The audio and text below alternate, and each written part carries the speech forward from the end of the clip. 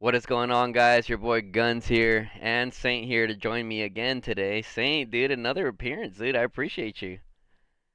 Back to back, you know me. Yeah. Okay, guys. So today we're gonna be going over our tips and how to get the most merits possible, right? Just to kind of show you guys, I guess my credibility, we can say. If you see here, personal power, I'm ranked 51. And my merits I was top 27. So when the season ended, right, meaning like we pushed them out of like all the zones, they're already in zone 1 for the most part. I think they have one more zone that they're not in zone 1. But, people have been getting like a few more million. I think at one point at my top I was top 18. Personal glory, top 30. Same thing. At the end of like all the big fights, I think I was top like 19 for that one. Um, and then we got our boy. What rank are you on the personal power overall for the merger? Personal power's like 170 something. Our guy's all the way at 170 something, and then 170. It should show you when you click top left. I'm looking through it right now, but I don't see you at the 170. Oh, there you are. Yeah. 172. 172. 172, and then what's your personal merits at in ranking? Uh, 79. Dropped off since your boy's been mana 79. farm. So the reason why I show you guys that is because there's a lot of the times there's a correlation between power and merits, right? And not to say like, oh, if you got more power, like, you know, well, I guess it is to say that it is easier to get more merits when you have more power. But just to show you guys the difference, right? Just imagine, like, if I was ranked 27 overall in power, right? What's ranked 27 overall in power? Let's see. They have about 1.5 million more troops than me. Dude, I can do some damage with an extra 1.5 million, dude. Mm. So it's just to kind of show you guys like the credibility side of it. On top of that, me and Saint have so this is your first season with T5, right? Yeah, Fully. yeah, first one. First season with T5, and prior to this season, what was your max with as a T4 player? Was it Last season. 6? I broke. Nah, last season I broke five. Uh, just broke five last season. Broke 5 last season. Okay. So I kind of want to go a little bit deeper, guys. So obviously you guys know, oh, how do you get more merit? Some of you guys are probably gonna troll in the comments saying, swipe that credit card, take a loan, sell a kidney, which at the end of the day, money is king in this game. And yes, if you have a bigger account, you're gonna get more merits as long as you're staying active, right? However, we all see those accounts that are way, 100 mil plus or even more. Hopefully not, right? But I've seen them. These accounts have spent like 30,000 plus dollars on the game just to not even have that many merits. They could have spent half of that and still had the same amount of merits. But which, it is what it is, right? A lot of those, there's even players now, 90, 100 mil plus is getting removed from alliances because of inactivity. But anyway, so one of the first things that I want to jump into with you guys is you have to study who you're going up against, right? Because, for example, you could be going up against Alliance, like you're gonna be at that first skirmish, right? And some people might bring like only one other range march. Some people might only bring two. If you know you're gonna steamroll your opponents, guys, bring absolutely everything you have, right? Bring absolutely everything you have. Um, so one of the other things that I look at too when I'm fighting other people is like who are their top fighters, right? Me personally, um, I usually go for like the top players. Then again, I do fight on pixel mode, so I don't even know who I'm attacking half the time. Um, but let's just see where can we take it to here. Saying you have any other tips besides the one that I mentioned, or something to add on with that about like knowing who you're going up against? I think you got it there. It's more and more of us, especially those from day one, know the people we're going up against as well and tendencies. But I suppose that one's a more fine tuned. You know, when you sort of know how they play, know how they've played in the past. But I think when you know who the T5s are, you know who the T5s are, you know who the damage dealers are. I think the quicker you can sort of get them, early bath marching back home is going to be key.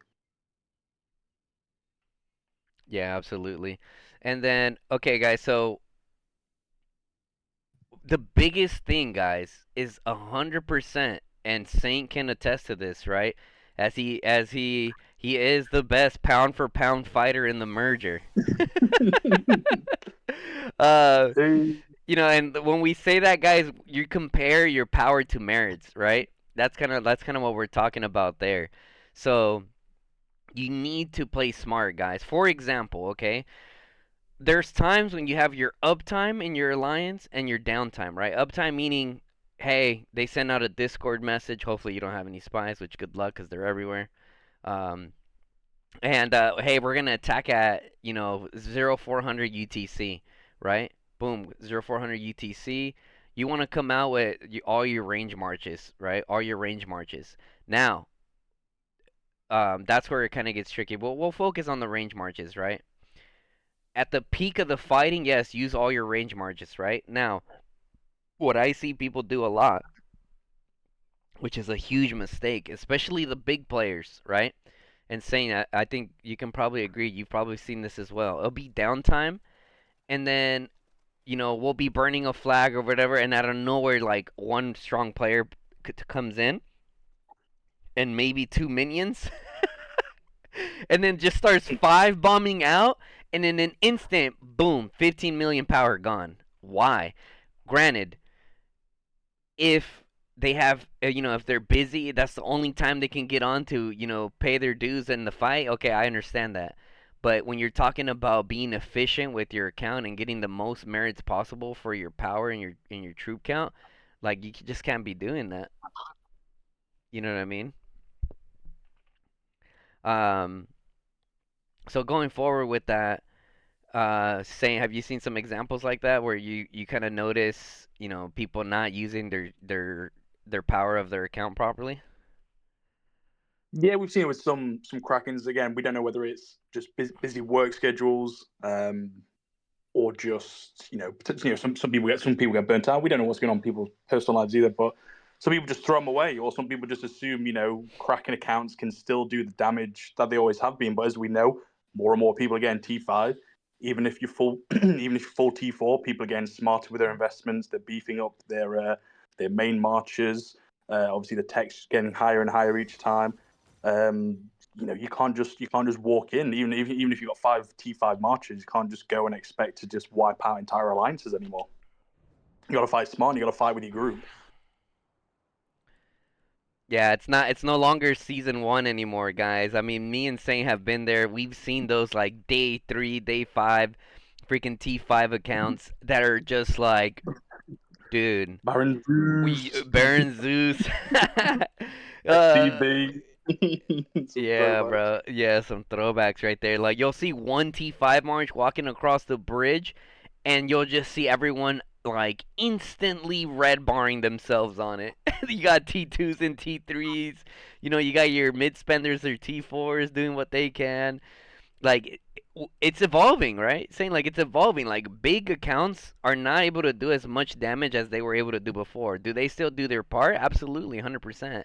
But when you got alliances like we have here, we have BTR here. Shout out to BTR, Big Etron, 12.9 billion power that I'm observing here. And you got, oh wait, that's still BTR. Oh, good for them. Damn, they stepped it up here. But yeah, it's shifting. I mean, going forward, saying like, how do you think the meta is gonna keep changing like amongst like the stronger players? Like, what do you think is gonna be separating players from another besides what we talked about already, like proper positioning and stuff like that? Yeah, I think as the game gets on, and we're looking at home kingdoms, that's always been teased. I'm really interested to see when when how war leaders and more strategy actually comes in. I know a lot of alliances are going to have their own war leads, they're going to have their own plans and that, but a lot of the time, it's a lot of people, it's brute force. Some people are understanding, to banana or arc your troops so that you're not just stacking up on Lilia AoE or artifacts. But it's going to be more about when the Krakens actually get their heads together, and they start choosing what troops to use at what point. Can someone five march five tanks and then someone else five march five archers potentially, because when you've got all these different compositions of marches in your legions that you're going out with, it's tricky, it's tricky for you to maximize their complete output. You see Kraken's getting a bit better where they'll send out potentially two tanks and three marchers, but then them tanks are just sitting there dying. You start to see some people potentially be able to drag. Yeah, they'll drag the troops, the tanks in particular, sorry, left and right, just to give that bit of movement. You start to catch out those people that are AFK, and you'll know when the people aren't paying true attention, because that arc all of a sudden goes from a bit of an arc, a bit of a banana, to a hard curve, or even a bit of an F shape. That's when people just aren't really paying attention to their troops.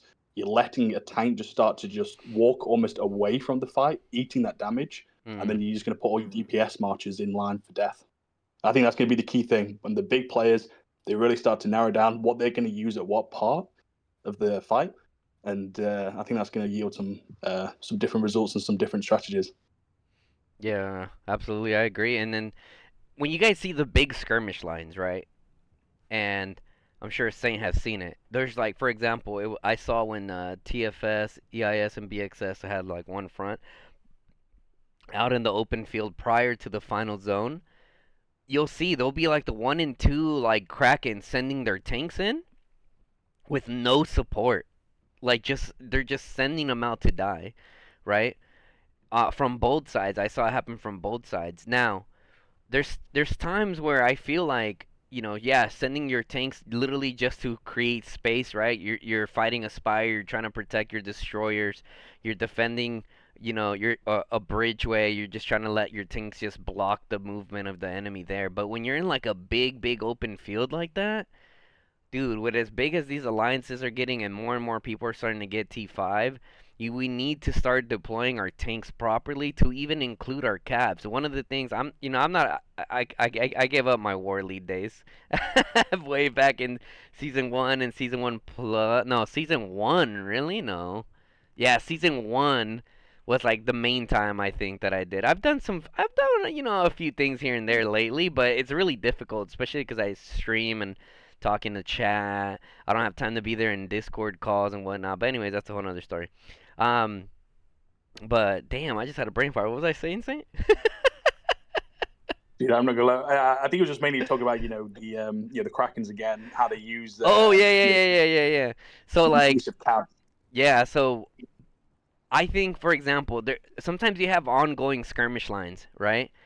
And I think tanks need to be organized a little bit better. You'll notice one cracking in with his tank, the next cracking in, right? Then the next one. I think even in a fluid field where there's no reball markers, you can come back in. Okay, so the next big point that I want to touch on, guys, like anything out there, right? There are levels to this, okay? There are levels to this. And what do I mean? What do I mean by I say that, right? In sports, you have what? Different leagues, different divisions, different caliber of teams. And for you as a player, right? You need to figure out which kind of caliber of player are you, right? What do I mean when I say that? For example, me and Saint are the kind of players to give up sleep, right? We'll give up sleep. I think one time I called off work. I'm not telling you guys to call off work, right? I'm just sharing with you guys the different levels of players that there is to this, right? The amount of sacrifice. Granted, I know there's some players that are like, what the hell? I'm not giving up sleep for this game. That's the difference, bro. That's the difference right there. There's players like me and Saint, and a lot of other players within the game that we are willing to give up sleep to get our fights in. You know what I mean? You want to touch more on that, Saint? About Yeah, just I like the mean, different calibers. yeah, as you say, sleep. Uh, people, people, especially in today's age, working from home, but the quotations on what you're actually working on. No, that's true. Yeah, it's just about really prioritizing when you realize, when you either smell blood or when you've just really got an upper hand, you just don't want to let it go. This game is so momentum based. You get a tower, you start feeding off of that energy. You lose a tower, people start thinking, well, that's kind of it. I've done my part. So people kind of take breaks, or call it a day, so to speak. Of course, when the hospital's full, or when just when the momentum starts to swing, people feel that they really do, because then it starts to become a bit of a chore. You lose a flag or you lose some progress, especially if you lose all your progress. Some people, they just haven't got in them to fight back, but that's where you give it up, you go over time, and you get that progress back, and that's what separates the top clans and the top players. Yeah, 100%, dude. And like, and all the big players, man, those are the players that have the most influence on their alliance, because when big players rally up and they teleport in and then they start attacking with purpose and coordination, everyone else joins in, right? It's whenever you have players, we're not gonna say any names here on today's recording, saying or alliances or leaders, but Keep it hush. and and it's not any recent season, just as a tip, when the leaders, right, and their big players have given up mentally, even though they haven't ran it down to the last troop, everyone else is going to lose hope. You know what I mean? Like, when people are looking up to these players that can influence the field like greatly when they're around, and we know who those players are. You see them and you're like, "Oh, thank God he's here." Right? And when those players give up mentally, like that's something to me, man. I don't know. Maybe if, as you guys can see here, I have been in the military service before. I don't know. Maybe it's just the military side of me, or uh, just like I don't know, bro. It's like, how do you not give it to you? Your hospital is just maxed. You know, like why are people throwing the talent before that? So, we're talking about caliber here, right? We're talking about losing sleep. We're talking about pushing it to the last troop. As being smart. Obviously, don't just go in and zero yourself. How me and Saint have seen one player in particular. We've seen it a lot, though. Yeah, yeah, we've seen it a lot. There's more than Like, one. yeah, for sure. Yeah, I know you guys in the comment section are probably like, I wonder who they're talking about. But everyone knows, bro. And if it's you, hey, if the shoe fits, wear it, right? So we got sleep. We got, just mental fortitude, bro. What do you think about that, dude? Just like the amount of mental fortitude in this game. What do you think? How big of a play does that go into it? Yeah, I mean, I think that goes on as how I said, with with momentum and how things go. I think there's also, you've got to look at the bigger picture. Again, you rely on your leadership, because if you're not in leadership as well, I know alliances, some are open, you can make suggestions, but some of the leadership team kind of put something in plan, and they'll try and go with it, and you follow. But it's all about recognizing the field, what's happening on that particular day. Do you kind of have to like give up some ground, or call it at a point, because you're just going to fill your hospitals, you don't have the numbers? There's a huge common sense element, and it's not always applied. It's not always applied properly, and it's not always applied at the right time. People overusing behemoths. So I think that's when you start to see people getting checked out. When we say checked out, sort of a mental lapse. People are sort of thrown in the towel, so to speak. And those decisions, you just check out on one day, or have a group of people, like, that really could be your season over potentially. All your hard work, especially in Dragon Zone, it can just all be undone. That's why sometimes you've got to, almost like cut off your arm to save the body, so to speak. You just Yeah. got to take it losses, just come back, heal up, go at it again. Rethink on your strategy. So I think mental fortitude is huge. It was a good point to bring up. You've just got to make sure as a collective, you're reading the room. That's where leaders as well have got to read how the players are, how they're feeding off of each other. I think that's where you find a lot of success with people in groups. When there's groups, when they're vibing, when they understand, right? Okay, now we're losing, or this is a tough time. Let's get our act together, and let's go push back. Exactly. And I think the biggest, right, and the whole community saw it, guys. The biggest example of mental fortitude has to go out to that blood family, man, on that plateau. Everyone thought it was over for BDO. Even players within BDO thought it was over, right? I know some of them, thought it was over. And then, dude, a night later, I click, and they're taking over. They're taking over everything. I'm like, what the hell? What the You hell know, so around happened? And seven I towers heard, at one. yeah, I heard. I don't know if it was. I don't know which leader it was in Blood Family or BDO, but they were saying that they had a Discord call. They talked to everyone and were like, "This is it, guys. We're full sending. Like this or we lose." And it, dude, there's so much into it, right? Obviously we got Diplo. That's kind of its own rabbit. We're not gonna go too far down that one. There's that, but we're kind of trying to go more towards like the individual players, guys. If you want to be a top fighter, like you need to be relentless, right? Now, like I said, not everyone takes this game as serious as me and Saint or other people to where, they're gonna give up all this stuff, set alarms, right? Like, we set alarms to heal our hospitals, you know what I mean? Like we're healing the proper troops. Okay, that I guess we can go into that. Making sure that you're healing the proper troops, guys. I have seen it, and this is why I'm bringing it up, right? If you're a main mage, don't worry about your tanks. Don't worry about your caps, just because you want to have a full march in them, you know? Like, just heal your main troops, guys. Heal your main troops.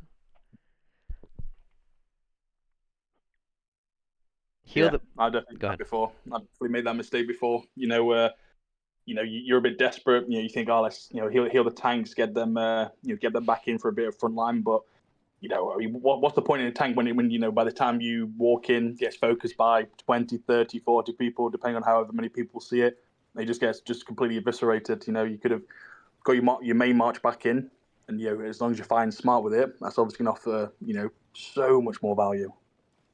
Yeah. And making. Guys, do you have to. So, when. I think everyone at this point kind of does this method where they're kind of saving their pots for the final zone, or at least a zone that's going to determine whether they move on to the next zone, right? Now, here's one of the things that I did that I thought was crazy. I don't have enough troops to have a five bomb, right? However, I do have enough troops to have like a three or even a four bomb, right? With my archers and mages. Now, what I did for my fifth march, that was usually my other archer march, right? So I was running Lilia Thea with Celestials, Bert Tohar Celestials, Waldir, um,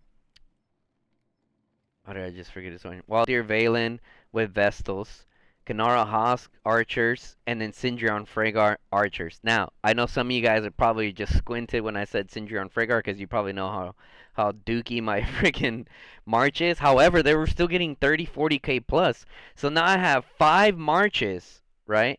Granted, and I'll touch a little bit more on this. Now I have 5 marches that are all getting 30, 40 mil plus merits every time I go out. You get what I'm saying? So I'm using my elixir. Don't hold back on your elixir, guys. I see so many people season after season in the final zone have a bunch of elixir left when they could have healed it and brought in another march. With that being said, don't just bring out a march to bring out a march, right?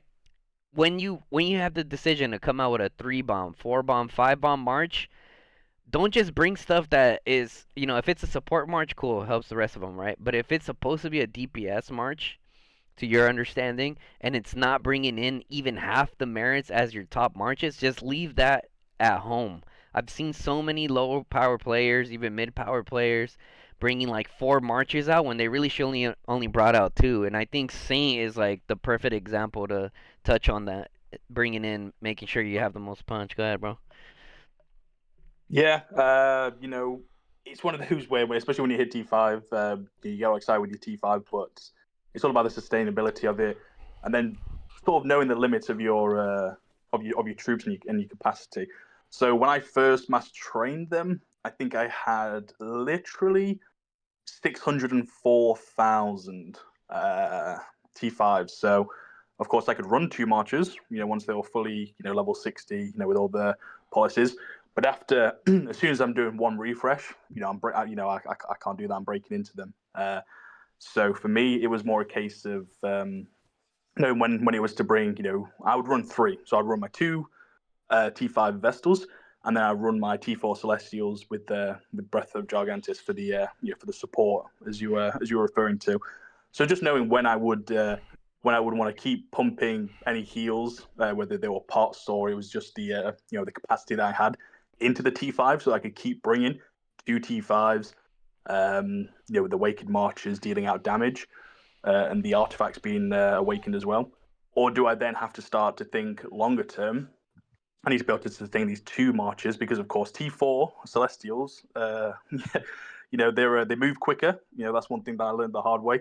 Hmm. They move quicker. They get there first. Next thing you know, with all these archers, with all these people with 3, 4 archer marches, I've had it once where I brought it in, I've moved forward, and by the time I realize like I'm keeping an eye on the charge bar and how my march is doing, next thing you know, all of a sudden 5 marches, two mages, 3 archers are targeting my Celestials because Thea's falling a little bit ahead, and it's yellow bar. I'm gonna have to almost pretty much refresh it because otherwise it's going to keep taking more sevs as it gets lower. So Ooh. it's just that common sense element. You've just got to sort of judge your marches, understand your own limitations, and sort of see where you can fit fit your marches. Can you bring the extra, or can you be should I say a bit more adventurous? Have the damage there with you with 3 marches, 4 marches, or do you have to just sort of keep an eye on it, have 3 marches, have 2 marches?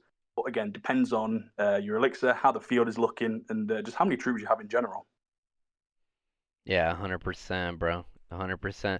Like, for example, guys, for a lot of people, you have like one tank march. Unless your R4 tells you to bring your tank, just leave your tank, bro.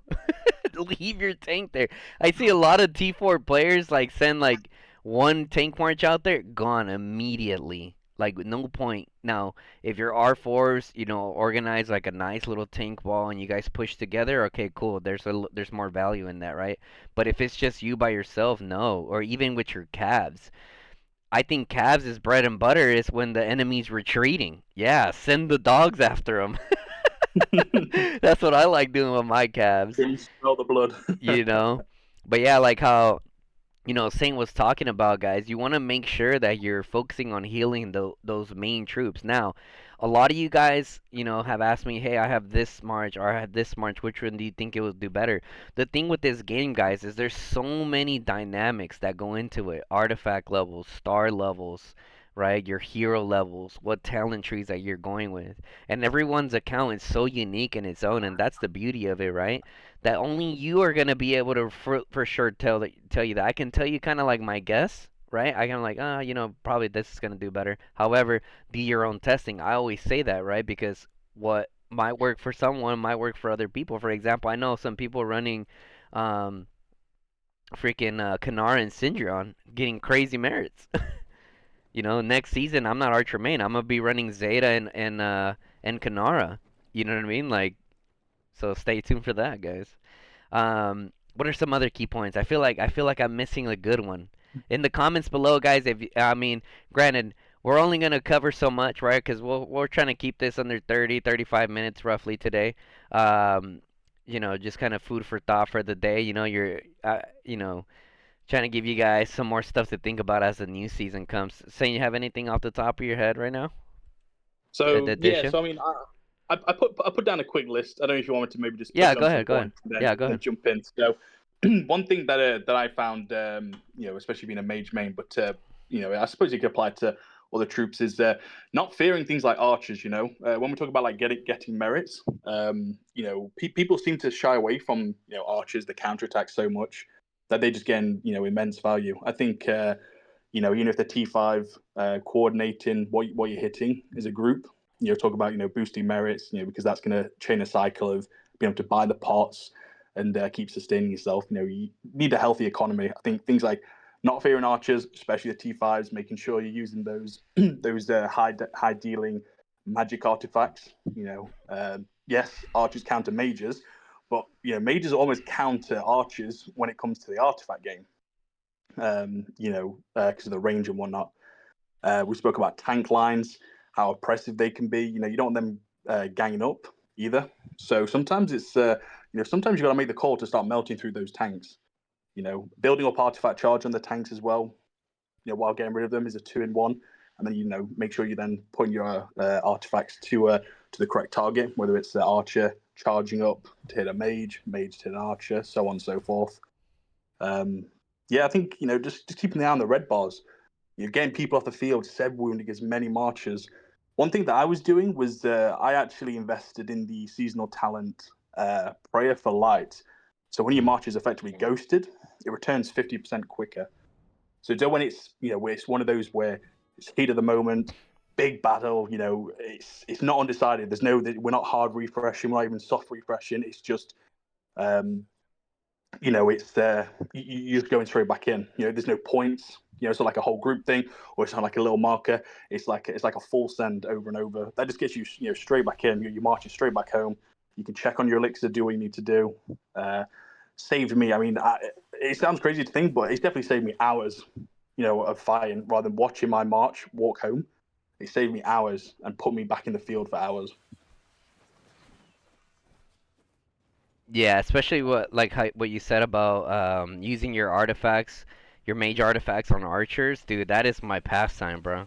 Anytime we see archers, you just see my freaking Mirage Orb start freaking rumbling up. Whoa!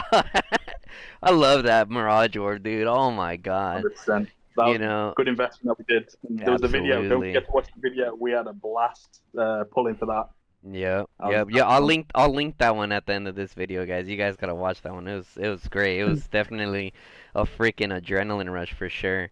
I That was mean, fun. some quick stuff that I want to touch into that's kind of a little bit dives into more of the micro, and I feel like it's good to just keep reminding people. Make sure you're optimizing your account to be main mage or main archer or a hybrid of both, or if you're spending a lot, you could even main three different things. You know what I mean? Or two. Like right now, I'm kind of like a mini hybrid right now between mage and archer due to artifact investment, hero investment, right? Obviously mainly mage, but make sure that you guys are investing into your marches correctly, because a lot of the players, for example, around like me and Saints Power, we specialize in something. You know what I mean? You got players like this guy right here that just poured it in with his flying chickens. You got players that, and shout out to Gary. You got players that run Oh, around with yeah. flying chickens and just pick people off and have like 20 mil merits more. Like they're T4 players with like crazy units killed to units healed ratio. You know, like play smart, guys, because player people definitely look into stuff like this. For example, your units killed to units healed ratio. I get it. Some of you guys have been fighting T5s your entire time, so it might look a little rough right now. I understand that, but do your best to improve it as best as you can, because, for example, me, I'm in charge in pay to win to choose like our Roots of War roster, and whenever I have two players that are about similar in power, and then I look at this determines this units killed to units healed ratio. Not always, right? Because I know there's people who farm other accounts, right? So I know it's not the end all be all, but it is a good base to see like how good are their trades, how good are they trading. You know what I mean? That's definitely um, a good part there. Um, I feel like we've touched on like a lot of the main stuff as far as I think the biggest one is, dude, you have to be committed, bro. That's it. It's just commitment. Show up. Just show up. Yeah, no, definitely the commitment's there. I think the one final thing when you talk about going through your accounts, optimizing, especially depending on your spend level, is respecting your troops though as well. Your positioning. You've got to be able to be fluid. You've got to be able to see. It's all right, playing. Some people who play zoomed in. I mean, we're saying that pixel mode seems to be more the way in those poking marches. But if you're going to start getting surrounded, or you're kind of oblivious, and there's a massive wave coming, you're just going to end up throwing away troops. People's positioning, moving around. Make sure you're always controlling your march. Don't let it get dragged. Things like that is going to really just improve your value, improve your troops' value. You're going to have to heal a lot less. You won't have to heal so much um, as long as you're just maintaining your position. Fighting on neutral territory or no territory at all. Where possible, if you're trying to push up, things like that is just going to make your gaming experience, I think, a lot better. Yeah, 100%. And like quickly going through this merits list, you guys see we have Alibaba at 100 million merits up here. And let me tell you guys, okay, Alibaba, Saint as my witness, is such a good fighter, dude. Sure, there's some people that are like, oh, he farmed other accounts and blah blah blah, right? Besides that, prior to the big fight, he had what, like 40, 50 million merits? He still put in crazy amounts of work. We've seen this guy in the field. He does everything that we're telling you guys. He's a super strong account. You guys can see here, he's a 209 million power account. However, he respects his troops, just how Saint said. Just because he's a strong account doesn't mean he just goes out there and zeroes himself and then claims it to be making space for his alliance. Bro, it's not season one anymore. Stay alive. Stay Exactly. I alive. mean, DPS those troops down. yeah, no, you're right. I mean, you can see, I'm looking at this list and that, and the people on here, there may be one or two outliers, but majority of these people on this list that you're looking at, good fighters, as you say. Alibaba was still putting in. I mean, a lot of his power as well. When you mentioned 209 mil, a lot of that was from the last was from the Yeah. greatest heights, and by then we kind of pretty much had the season already won. I think we pushed him out of Dragon Zone by then. So like, majority of his merits, as you say, were true fine ones at around. I think his almost like his standing weight for the majority of the fighting was about 140. I think he pushed some crazy numbers in that greatest height, more than more than he needed to. Potatoes, Soma, you know, these are just they're just putting out crazy damage. But again, it's, Dude. it's those archers, multiple archers in the marches, long range warfare. It's hybrid gang now, as we say. We're moving to hybrid gang. Oh my god, you should see my face, bro. Like, guys, it's so true, though. We'll get them back though. G3 Yeah. main season. We'll have that one season before the G4, G4 archers. The G3 mages, I already know. They're gonna cook. It's gonna be. We're gonna be laughing for that one season. We're gonna have that Yeah. season. We're gonna hold on to it. The amount of copium. We're gonna be laughing for a good, 80 days or however many are in that season, and we're just gonna, we're just gonna farm every archer we see. Yeah, bro. I mean, and like I said, saying, correct me if I'm wrong, but I feel like, Alibaba and really majority of the people in like the top 100 in merits have all displayed the stuff that we're talking about. Playing smart, showing up, being dedicated, doing all that. Now, these are all assumptions, right, of the stuff that I said. I don't know for sure, but I think it is safe to say that these players are following a lot of the stuff that we're talking about, to include Alibaba. Like I said, I was trying to reach out to him. Unfortunately, I couldn't get to him. Hopefully, he sees this video and we can talk more. But he does all the things that we're talking about, guys. And he deploy his tanks when he would need to. I almost never saw his calves running around zeroing themselves.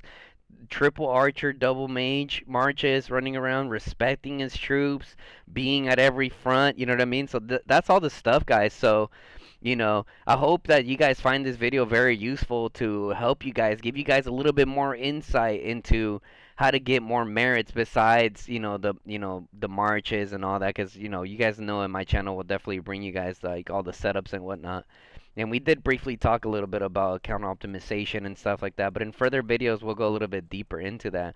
We kind of just wanted to show you guys into the mind of like what the hell are people doing to get this many merits, from me being, a top 19 merit earner, top 19th ranked, all the way up to Alibaba, right? Like, these are the things that these players are doing, right? Is there money involved when you're getting this many merits? Absolutely, right? However, I have seen some respectable numbers from T4 players, um, well, even within our alliance, like our boy Gray, that that are applying these concepts. You guys know Gray, guys. I mean, you guys see him in the Discord talks all the time or in the channels. Look at his units killed to units healed ratio. 46 million units killed, 32 million units healed. He's respecting his troops. He's playing smart. You know what I mean?